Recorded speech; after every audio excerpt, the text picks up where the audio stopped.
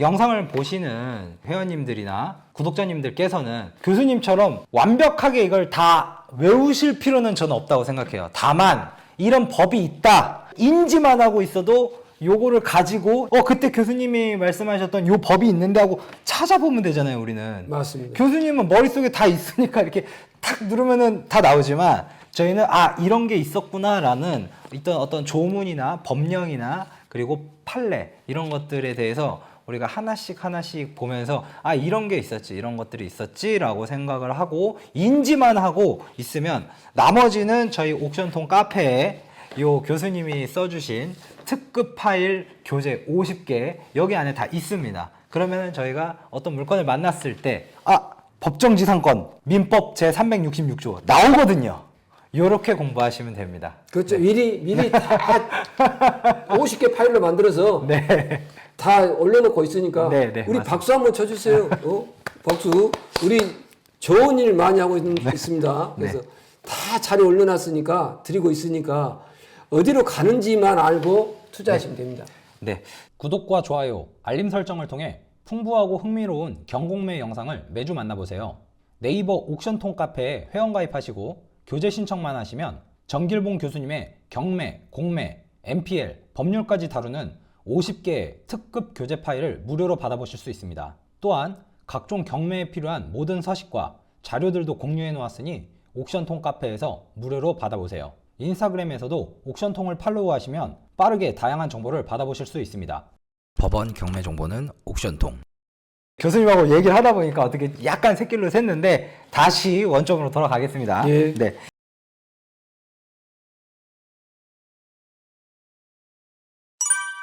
관습법상 법정지상권이라는 게 있죠. 예. 네네. 법차본에서 법정지상권은 366조하고 네. 기타 4개가 더 있는데 네네. 복잡하니까 네. 366조하고 관습법상 법정지상권 있는데 네네. 이 관습법상 법정지상권은 저당권이 아닌 네. 강제경매로 경매가 진행됐을 때 네. 판례가 인정하는 법정지상권이거든요. 네. 네네. 예, 그래서 관습법상 법정지상권은 압류 당시에 네. 예를 들어서 토지에 건물이 있고 토지와 건물의 사이가 동일이고 강제경매로 네. 그리고 특약이 건물을 철거한다는 배제 특약이 없었을 때 네. 법정지상권 인정하는 거거든요. 네, 네. 또 다음 주는 이제 법정지상권 할 텐데 네.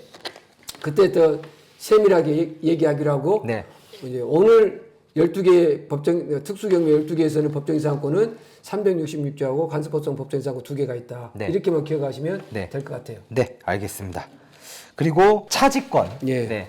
법차분의 차지권. 차지권이라는 뭐죠? 우리가 이제 토지를 낙찰받으면 네. 토지에 건물이 있을 때 법정지상권만 생각하거든요. 네네. 그런데 이제 차지권도 있다는 거예요. 네. 그게 무슨 얘기냐면 건물을 지은 사람이 남의 땅에다가 건물을 짓기 위해서 사용하는 권리가 지상권 설정하는 경우가 있고 임대차를 얻고 계약을 할 수도 있잖아요. 그렇죠. 그럴 때 지상권을 설정 계약을 하고 건물을 지으면 네. 30년을 쓸 수 있고 네. 그런데 지상권 설정 계약을 안 하고도 토지 건물의 소유자가 동일이었고 네. 저당권이 설정됐을 때 토지 건물의 소유자가 동일이면 네. 예를 들어서 366조 법정상 인정했잖아요. 네. 그런데 이제 차지권은 뭐냐면 네. 지상권을 설정하는 것이 아니라 임대차를 설정하는 거예요. 그렇죠. 그럼 원래 임대차라는 것은 등기에 621조에 등기를 해야만이 대항력이 생기거든요. 네. 그런데 이 건물을 짓고 보존 등기를 하면 네. 임대차 기간 동안에 대항력이 생겨요. 네. 토지 소유자에게. 네. 그래서 이제 우리가 경매물건 낙찰받으면 대부분 법정지상권을 생각하거든요. 네. 토지에 건물이 있었다. 네. 저당권 설정한데 토지에 건물이 없었네. 토지와 건물 소유자가 동일이 아니네. 법정지상권 성립하지 않네. 이렇게 가버리면 안 된다는 거예요. 차지권이 있을 차지권이 있을 수 있다는 거예요. 그렇죠. 차지권이. 그래서 만약에 이 건물 소유주가 임차인이 보존 등기를 했다 간다면 네. 낙찰자가 이 사람한테 철거를 못하게 한다 이거예요. 그렇죠. 이게 차지권이에요. 네. 이 차지권을 행사하는 사람은 제가 봤을 때 대단한 것 같아요. 그렇죠. 왜냐면 일단 내 땅도 아닌 임대를 받은 땅에다가 네. 내 돈을 들여서 건물을 짓는 거 아니에요. 그렇죠. 네. 정말 보통 배짱으로는 할 수 없는 위험성이 많은 일을 하신 거죠. 네.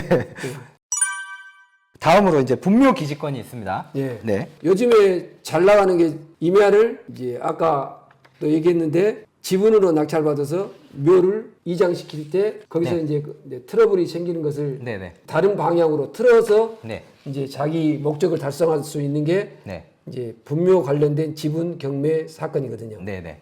그래서 이제 분묘기지권은 묘예요. 네. 묘. 내가 임야를 샀는데 네. 임야에 묘가 있더라는 거예요. 네. 경매 나온 것 중에 1000평 이상 된 임야에 묘가 없는 경매 물건은 거의 없을 거예요. 그쵸. 그죠? 네. 대부분 묘가 있잖아요. 대부분 있더라고요. 그러면 이제 내가 예를 들어서 이제 임야를 1000평을 사가지고 현장에 갔어요. 네. 근데 묘가 있더라는 거예요. 네. 묘 주인을 찾아서 이장하세요. 철거하세요라고 했더니 묘 주인이 하시는 말씀이 야, 이건 나 분묘기지권이라는 것이 있어. 네. 그럼 분묘기지권이 뭔데요? 이장 안 해도 된다라는 거예요. 네. 그러면 이제 지상권은 아까 30년이었잖아요. 네. 그런데 이 분묘기지권은 망고 이제 후손들이 돌아가실 때까지. 네. 그 수호하고 봉사할 동안이 1000년도 이게 분묘기지권이 가는 거거든요. 네, 네, 그럼 네. 이장은 안 되는 거예요. 네. 그럼 나는 내 임야를 네. 내가 거기다 집 짓고 살 수는 없잖아요. 네.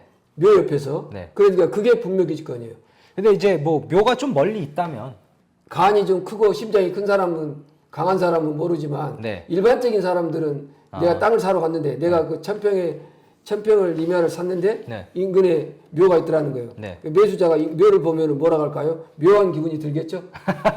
그게 잘 안 팔리지. 제가 만일에 다시 매도할 목적이 아니라면 네. 저는 이제 묘가 있어? 그러면 여기는 풍수지리적으로 아주 좋은 곳이구만. 그럴 수도 있죠. 네. 그게 엄청난 네네. 그 안목인데 네네. 묘가 진짜 좋은 묘들 있잖아요. 그렇죠. 우리 죄송해요. 그 돌아가신 분들한테는 값싼 묘가 아니라 네. 딱 봤을 때 비싼 묘 있죠. 그렇죠. 네. 그 웅장한 묘. 네네. 거기는 풍수를 봤다는 거 아닙니까? 그렇죠, 그렇죠. 그 자리는 그럼 좋은 자리일 수가 네. 있죠. 보통 이제 우리나라는 이제 과거부터 이 묘자리는 이제 풍수지리를 항상 따지기 때문에 예. 어디든 가서 산을 가서 아 여기 좋다 이러면은 묘가 항상 있잖아요. 예. 예. 사람마다 개개인의 차이가 있을 수 있지만 저는 일부러 군대에 있을 때도 밖에 나가서 땅 팔아 그런 거 묘지 근처 가서 팠습니다. 아, 거기가 해가 잘 들거든요. 그러면 이제 생각이 따뜻하거든요. 아주 좋으신 분이지. 내가 어떤 특정 목적을 갖고 입야를 샀는데 네. 거기에 묘가 있는데 묘를 그 후손들이 이장할 때까지 네. 그거를 철거하는 소리를 못 하라는 게 네. 분묘기지권이다. 네. 그러면 대신 네. 희소식이 하나 있거든요. 네, 네. 최근에 대부분 판례가 네. 대신 사용료는 받을 수 있다 했거든요. 아 지료를 받을 수 있다. 네, 지료를. 아, 네. 네네. 그거는 이제 분묘기지권이나 법정이상권 얘기할 때 네. 그때 얘기하도록 하겠습니다. 네, 알겠습니다. 그래서 법차부는 세트로 같이 가는 겁니다. 네. 네. 선유 법차분 가처에서 이제 네. 가처 부분입니다. 선순위 인수하는 가등기라고 적어주셨습니다. 네. 네네. 우리가 부동산을 매매를 해요. 오늘 네. 네네. 10억짜리 아파트를 8억에 건매로 샀어요. 네. 다 같이 미소. 싸게 샀잖아요. 네. 그래서 오늘 계약금을 예를 들어서 8천을 줘요. 네. 그런데 매도자가 하는 얘기가 네. 2억을 달라는 거예요. 네. 2억을 싸게 줬으니까. 네. 그래도 계약 2억 줄 수 있잖아요. 있죠? 네. 그리고 나서 잔금을 한 달 뒤에 하기로 했어요. 네. 그런데 2억 주고 오늘 와서 기분 좋게 이제 스테이크를 썰고 있는데 네. 중개업자분한테 전화가 온 거예요. 네. 혹시 등기 확인해 보셨냐고. 네. 오전에 10시에 계약을 했는데 네. 오후 2시에 등기에 거기에 가압류가 100억이 붙어버리네. 그러면 2억 날라가 버리는 거예요. 네. 그게 무슨 얘기냐면 네. 계약하고 잔금 주고 등기 사이에 그 부동산의 가압류, 가처분, 그 부동산 소유자가 다른 사람한테 팔아본다든지 압류가 들어온다든지 또 그 부동산에 전세 계약을 해버린다든지 임차인을 집어넣을 수 있잖아요. 네네. 내가 잔금 주기 전에. 네네. 그러면 내 돈 계약금 다 날라가 버리는 거예요. 그렇죠. 무서운 얘기예요. 네. 그런데 우리나라 사람들은 강심장들이 많아요. 계약금 2억, 10억 뭐 막 주는 거예요. 그러면 네. 그런 걸 예방하는 게 가등기예요. 네. 그러니까 내가 계약할 때 네. 매도자 집 주소를 띄어서 등기를 띄라겠죠? 네. 매도자 집이 좀 짱짱하게 잘 살더라. 네. 그러면 이제 관계 없을 수도 있는데 네. 아무튼 계약하는 당일날 그 집에 가등기를 넣어놓으면 네. 가등기 이후에 가압류나 예를 들어서 압류나 아니면 소유권이 바뀐다든지 저당권이 들어온다 하든지 네. 임대차가 들어온다 하더라도 네. 그 가등기의 순위 보존 효력 때문에 다 저촉돼 가지고 네. 다 무효가 되거든요. 네. 그래서 가등기가 중요한 거예요. 그럼 이제 경매물건에서 쉽게 얘기하면 가등기가 있었어요. 그리고 이제 경매물건을 권리가 쭉 있는데 가등기 이후로 권리는 죽고 가등기만 낙찰자가 안고 샀어. 네. 그래서 가등기를 안고 샀어. 가등기를 안고 산 사람도 강심장이죠. 네. 계약금을 이제 잔금을 이제 한 10억을 냈다 이거예요. 네. 그런데 가등기가 본등기해 버리네. 네. 그럼 낙찰자 소유권 죽어버리거든요. 네. 그러니까 예를 들어서 20억짜리가 1억까지 떨어졌어요. 네. 대부분 안 들어올 거 아닙니까? 네. 이 물건을 낙찰 받으려고. 네. 네. 그런데 내가 이 가등기를 깨버리네. 가등기가 말소되도록 해버리면 네. 아무도 못 들어올 거 아닙니까? 그렇죠. 가등기는 무서워서. 네. 이걸 깨는 기술이 특수경매예요.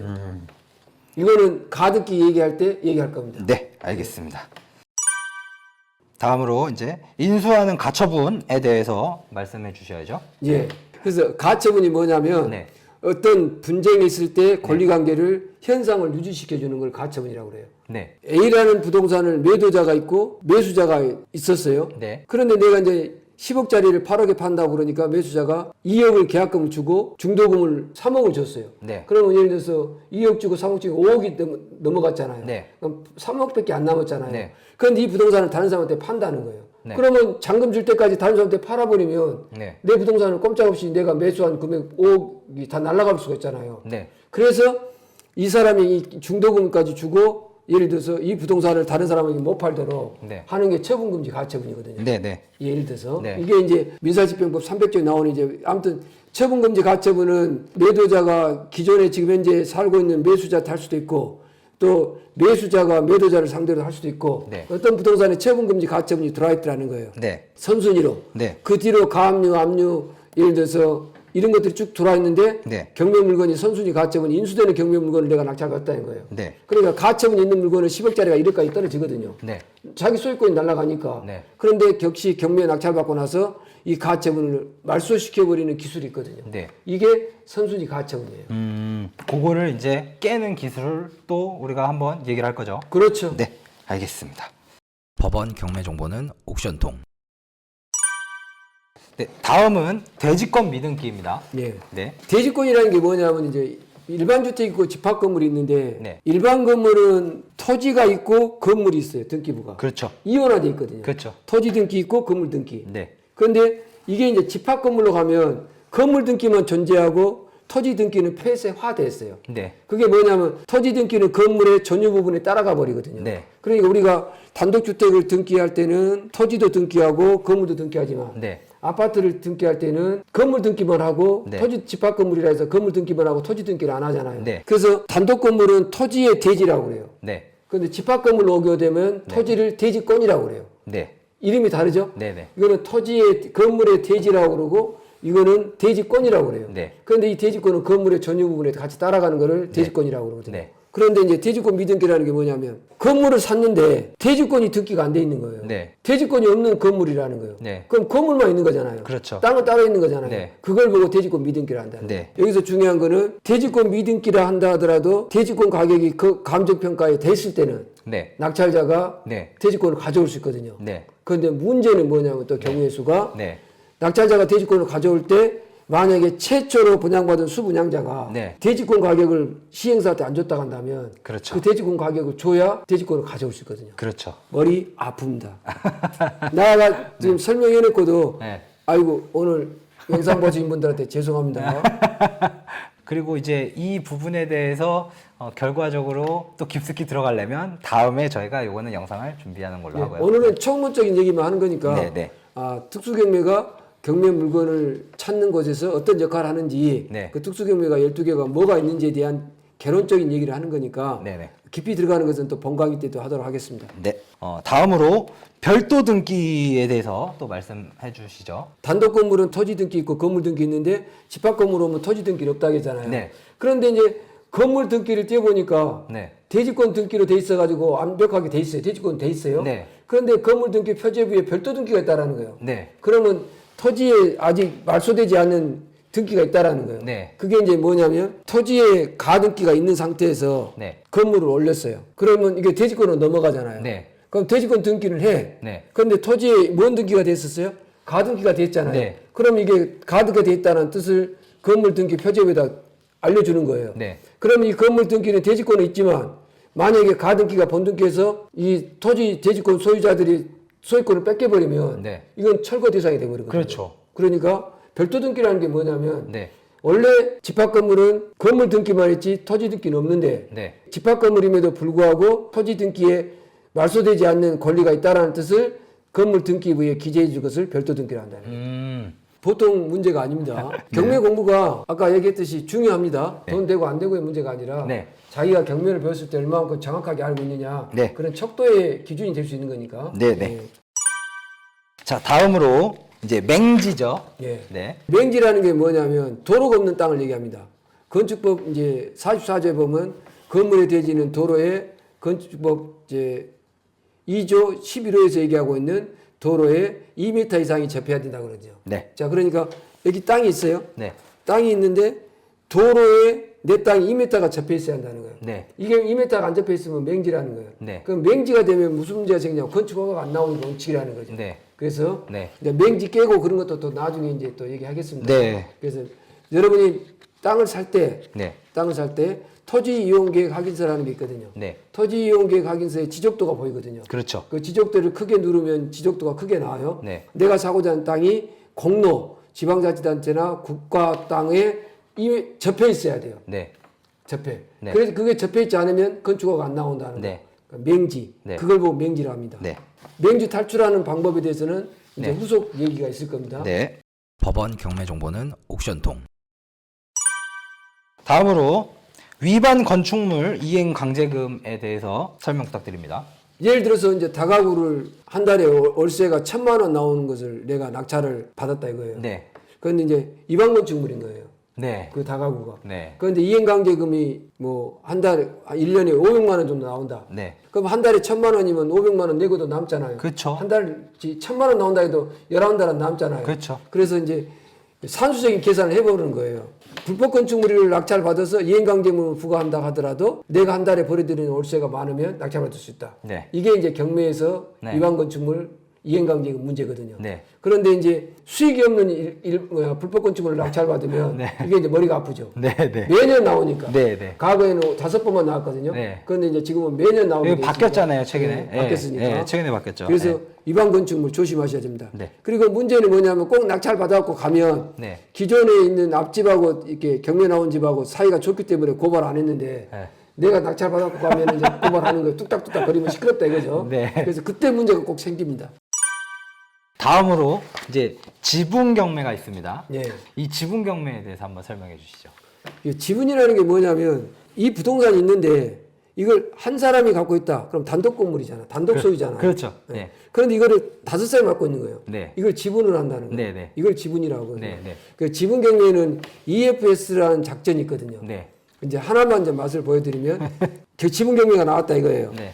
그러면 이제 5사람 중에 한 사람 지분이 경매에 나왔다는 거잖아요. 네. 그럼 이게 이제 경매로 진행되면 어떤 사람이 이제 낙찰을 딱 받아요. 네. 그럼 4사람이 공의조소매 신청하거든요. 네. 그럼 이건 이 사람들 1등으로 가버려요. 그렇죠. 예. 그런데 낙찰 받는 순간 낙찰 당일날 4사람이 아무도 나타나지 않았다는 거예요. 네. 그럼 이 사람이 낙찰되죠? 네. 대부분 지분은 상속권자들이 많거든요. 네. 형제간에 이제 이 사람 지분이 경매 나오니까 지분 경매 나올 때는 이분들이 이제 아예 내버려 둬라 그랬는데 이제 막상 이게 다른 사람이 딱 여기 이 자리를 들어서니까 불편하죠. 많이 불편해지죠. 예를 들어서. 그렇죠. 그러면 이게 이제 그때 이제 정신이 든 거예요. 네, 네.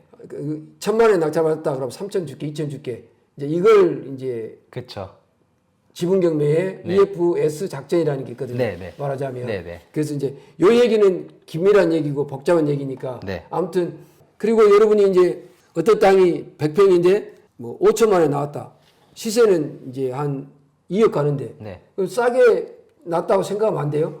이게 지분 경매면 5분의 1만 경매 나오고 3분의 1만 경매 나올 수 있거든요. 그렇죠, 그렇죠. 이것도 조심하셔야 돼요. 네, 네. 내가 낙찰받고자 하는 물건이 네. 지분 물건인 경우는 지분만 경매 나온 거지 전체 물건이 경매 나온 게 아니다라는 거. 그렇죠, 그렇죠. 그거 조심해야 되고 네. 대신 반대로 그 지분을 낙찰받고 나서 네. 이제 나머지 다른 지분권자들과 협상이라든지 네. 그리고 나서 이게 협상이 안 되면 네.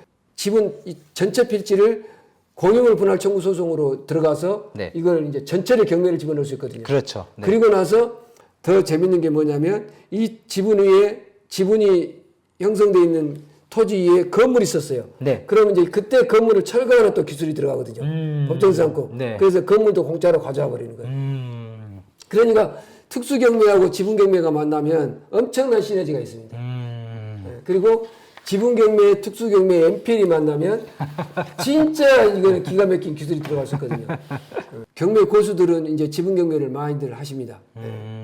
오늘은 특수경매 유형 12가지에 대해서 일단 간단하고 빠르게 알아봤는데요. 정리를 한번 해보자면 선유, 선순위 가장 임차인, 허위 유치권, 법차분, 법정지상권, 차지권, 분묘기지권, 가처, 선순위 가등기, 인수하는 가처분, 대별, 대지권 미등기, 별도 등기, 맹위지, 맹지, 위반 건축물, 이행 강제금이고요. 마지막으로 지분 경매. 이렇게 총 12가지가 됩니다. 교수님 오늘 이런 게 있다 이렇게만 하고 지나가니까 뭔가 뒤를 좀 안 닦은 느낌? 그게 아니라 네네.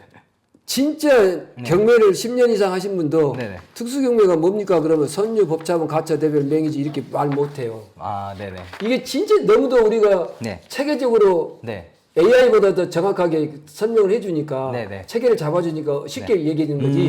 네네. 이거를 중구난방으로 얘기했다고 봐요. 네. 그럼 엄청나게 머릿속이 지금 복잡할 거예요. 네. 그런데 선유, 법차분, 네. 가처, 대별, 맹이지 네. 딱 네네. 이렇게 구분해버리니까 네. 한 방에 들어가잖아요. 네네. 그리고 이거는 이제 이것들의 공통점은 실제법이니까 네. 선유, 법차분, 가처, 대별, 맹이지를 깨려면 네. 요건을 찾아야 된다.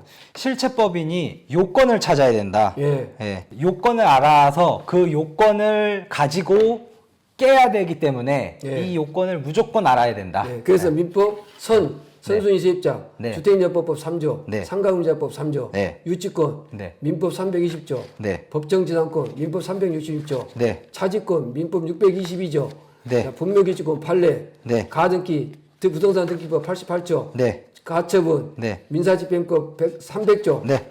자, 그다음에 가처, 대별, 대지권 미등기, 집합금으로 소유의 관리 관한 법률 제20조, 네. 대별도 등기, 네. 부동산 등기법 제90조, 네. 그다음에 맹지. 맹지, 네. 건축법 44조, 네. 위반 건축물, 건축법 제79조 80조, 지분경매, 민법 163조. 네. 이게 말로 하기 쉬운 것 같아도 이거를 법조문을 알고 있다라는 거는 어마어마한 내공이거든요. 그렇죠. 그렇죠. 예, 그러니까 여러분도 이렇게 특수경매를 들어가려면 법조문부터 알고 네. 법조문에 나와 있는 요건을 알아야 네. 해당되는 법을 깰 수 있다. 네. 이 공부 네. 자랑이 아니라 10년 해도 이렇게 말 못합니다. 법원 경매 정보는 옥션통. 제가 이제 교수님하고 이렇게 영상을 찍으러 저도 이렇게 이동을 하면서 오다가 저는 매 순간순간마다 공부를 하거든요. 왜냐하면 세상에 고수는 많고 저 같은 하수도 깔려 있기 때문에. 그래서 저는 항상 공부를 하는데 이제 공부하는 과정에서 다른 채널도 굉장히 많이 봅니다. 이런 내용이 있었어요.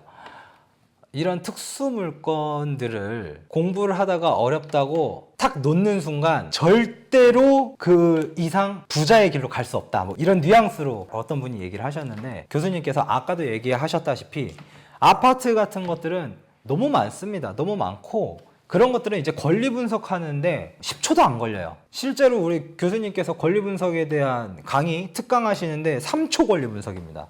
3초 권리 분석.